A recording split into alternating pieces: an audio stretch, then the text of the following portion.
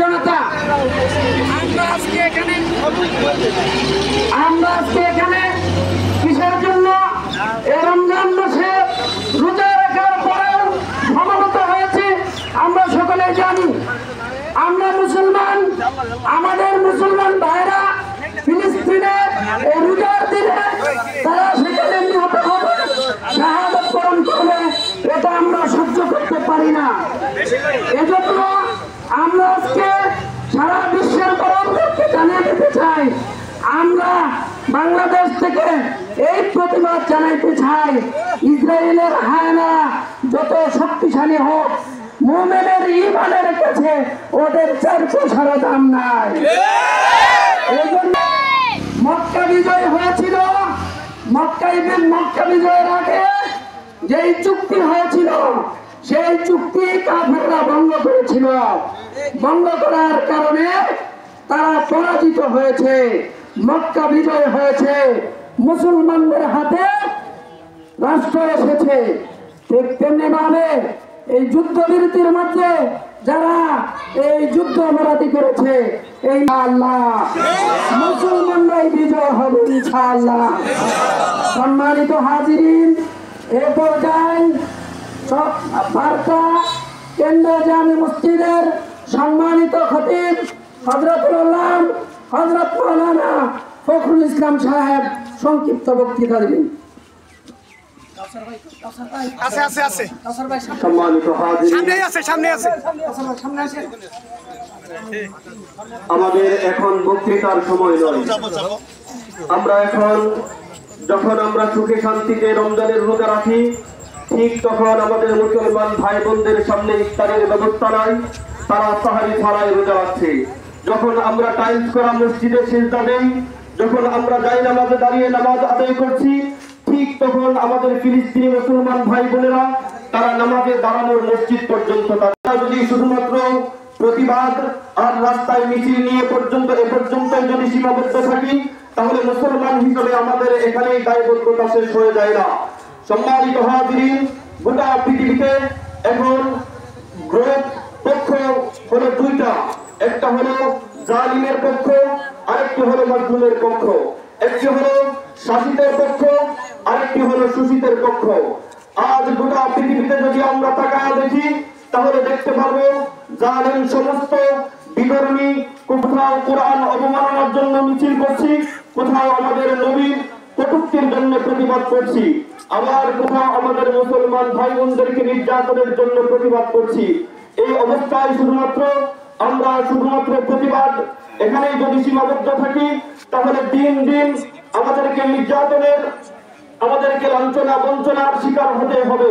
সম্মানিত হাজিরিন, আমরা যদি এর মূল রহস্য খুঁজতে যাই, তাহলে দেখতে পাবো আমরা কখন থেকে আমরা এই লাঞ্ছনা বঞ্চনার অপমান নির্যাতনের শিকার হতে চলেছি। যখন থেকে আমরা তরবারি ছেড়ে দিয়ে জায়নামাজ গ্রহণ করেছি, যখন থেকে আমরা জিহাদের ময়দান ছেড়ে দিয়ে মসজিদের কোনায় আশ্রয় গ্রহণ করেছি, তখন থেকে আমাদের উপর জালিম গোষ্ঠীরা আমাদের উপর চেপে বসেছে। এই অবস্থা থেকে উত্তরণের জন্য আমাদেরকে পদক্ষেপ গ্রহণ করতে হবে। যেমনি ভাবে আমাদের হাতে থাকবে তাসবিহ, ঠিক একই রকম ভাবে জিহাদি প্রেরণায় আমাদেরকে উজ্জীবিত হতে হবে।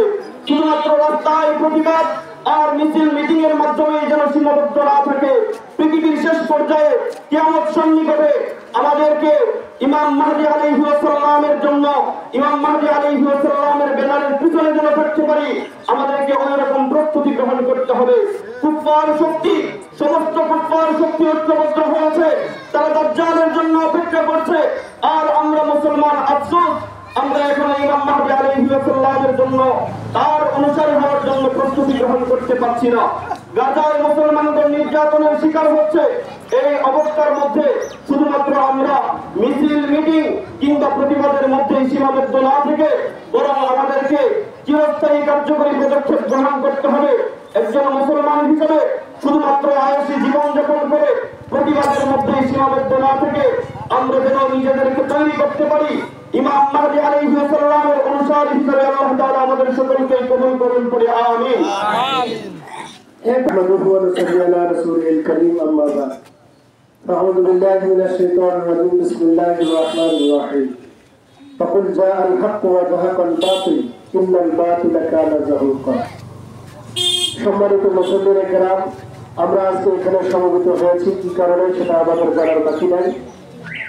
তবে আমরা এতটুকু বলতে পারি যে ফিলিস্তিনের উপরে যেইভাবে নির্যাতন চালাইতেছে ইসরায়েল বাহিনী, এই লালকুত্তার দলেরা আজকে শুধু নয়, রাসূলের জামানার থেকেই তারা এরকম মুসলমানের উপর তারা আক্রমণ করে। কিন্তু ইতিহাস দেখলে দেখা যায় সব সময় ইহুদিরাই লাঞ্ছিত এবং পরাজিত হয়েছে। এজন্যই আল্লাহ বলেছেন ওয়াকুল জাআল হাক্কু ওয়া যাকাল বাতিল ইন্নাল বাতিলা কানা যাহুকা। এই দুনিয়ার মুসলমানেরা দেখলে দেখা যাবে বাতিলরা বড় বড় মিসাইল নিয়ে আসে। আল্লাহ বলে দিয়েছেন ওয়াকুল জাআল হাক্কু ওয়া যাকাল বাতিল ইন্নাল বাতিলা কানা যাহুকা। পৃথিবীর শুরু থেকে নিয়ে আজ পর্যন্ত পৃথিবীর ইতিহাসে কখনো কোনো সময় বাতিল মুসলমানদের কাছে টিকতে পারে নাই। আগামী কিয়ামত পর্যন্ত ইনশাআল্লাহ মুসলমানদের কাছে বাতিল কখনো টিকতে পারবে না। আপনারা ইতিহাসটা গিয়ে দেখেন, ফিরআউনের মতো বাতিল এসেছিল, আল্লাহ হক হিসেবে প্রেরণ করেছিলেন হযরত মূসা আলাইহিস সালামকে। যুগে যুগে হক এসেছে, যুগে যুগে বাতিল এসেছে, কিন্তু বাতিল কখনো মুসলমানের সামনে টিকতে পারে নাই। কিন্তু আজকে আমাদের নসিহত হলো এটাই, আল্লাহ রাসূল সাল্লাল্লাহু আলাইহি ওয়াসাল্লাম এক হাদিসে বলেছেন যে সমস্ত পৃথিবীর মুসলমানেরা হলো একটা দেহের মতো। আমাদের দেহের মধ্যে যদি কোনো জায়গায় ফোড়া হয় তাহলে আমরা পুরো শরীরটার ব্যথা, সারা দুনিয়ার সমস্ত মুসলমান হলো একটা দেহের মতো।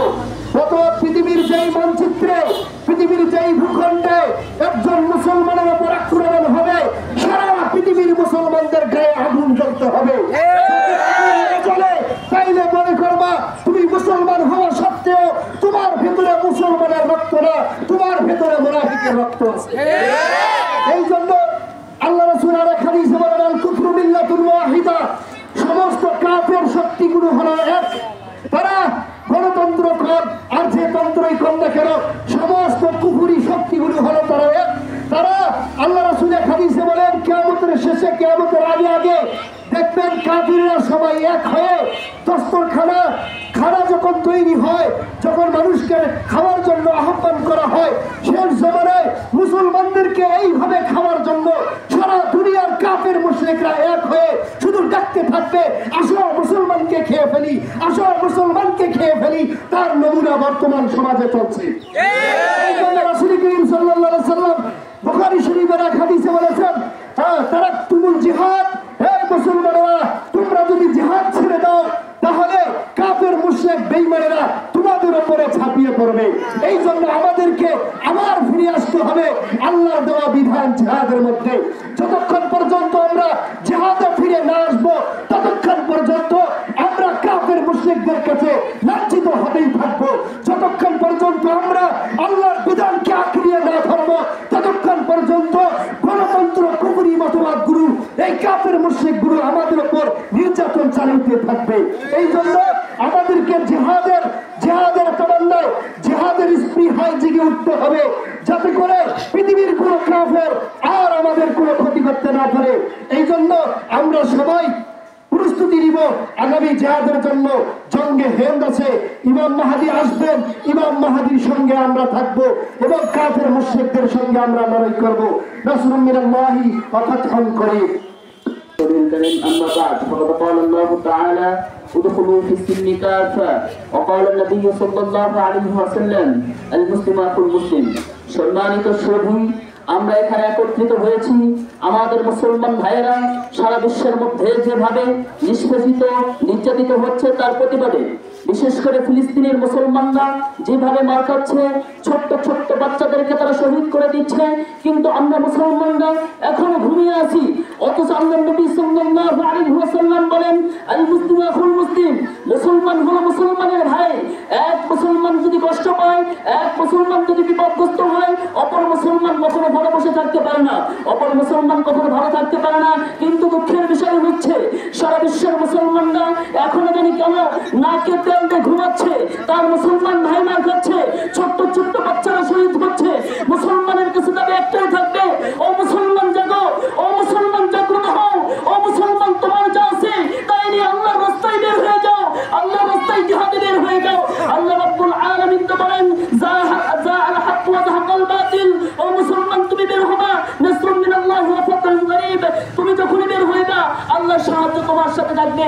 মুসলমানদেরকে ঐক্যবদ্ধ হয়ে সমস্ত কাফিরদের বিরুদ্ধে ঐক্যবদ্ধ হয়ে স্লোগান দিতে হবে, লিল্লাহি তাকবীর ধ্বনি দিতে হবে। সমস্ত কাফিররা বেঈমানরা গর্তে পালাতে বাধ্য হবে, ঠিক কিনা বলেন? মুসলমানদের উপর আক্রমণ হচ্ছে, এই মুসলমানদের আক্রমণ থেকে বাঁচানোর জন্য সারা বিশ্বের মুসলমানদেরকে ঐক্যবদ্ধ হয়ে তরবারি হাতে নিয়ে আল্লাহর রাস্তায় জিহাদে বের হতে হবে, তাজা রক্ত ঢেলে দিতে হবে, আল্লাহ আমাদেরকে তৌফিক দান করুন। সকলে বলুন আল্লাহুম্মা আমিন। আসসালামু আলাইকুম ওয়া রাহমাতুল্লাহ।